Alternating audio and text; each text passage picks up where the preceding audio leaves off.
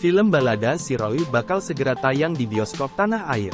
Disutradarai oleh Fajar Nugros, film produksi IDN Pictures ini berkisah tentang anak muda sekolah menengah atas bernama Roy yang harus berjuang bersama ibunya pasca meninggalnya sang ayah saat mendaki Gunung Kerinci. Film ini tayang serentak pada tanggal 19 Januari tahun 2023. Dalam kisah ini, Roy dan ibunya harus pindah ke Serang, Banten untuk menjalani hidup mereka yang baru. Disinilah lika-liku peristiwa akhirnya membentuk karakter Roy untuk tetap semangat menjalani hidup.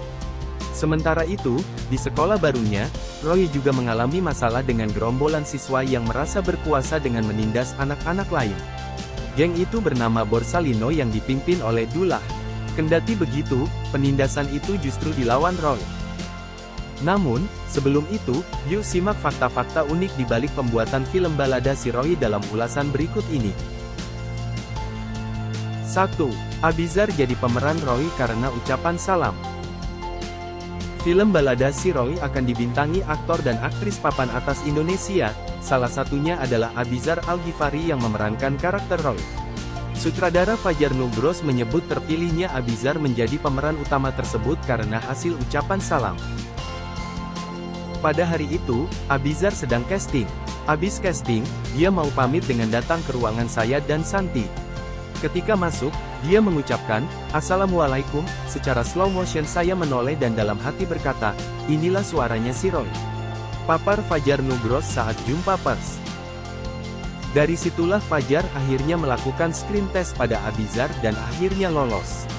Adapun, Dio-Wan yang sebelumnya sudah di-casting menjadi Roy akhirnya memerankan karakter Dullah yang menjadi villain di film Balada Si Roy. 2.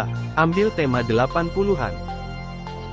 Film Balada Si Roy akan mengajak penonton untuk memasuki era tahun 80-an yang menjadi latar suasana film.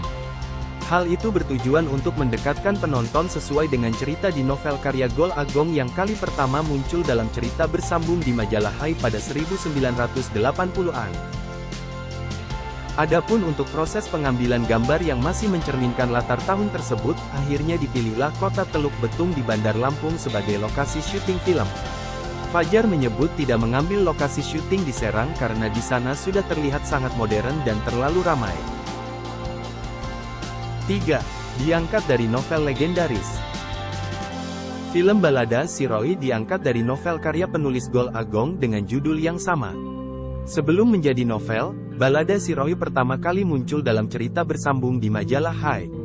Adapun, setelah diterbitkan jadi novel, Balada Si Roy sudah terjual hingga 300.000 eksemplar. 4. Sempat tayang di berbagai festival. Sebelum resmi tayang di bioskop, film Balada Si Roy telah tayang di berbagai festival film di Indonesia, salah satunya adalah Festival Jakarta Film Week JFW 2022.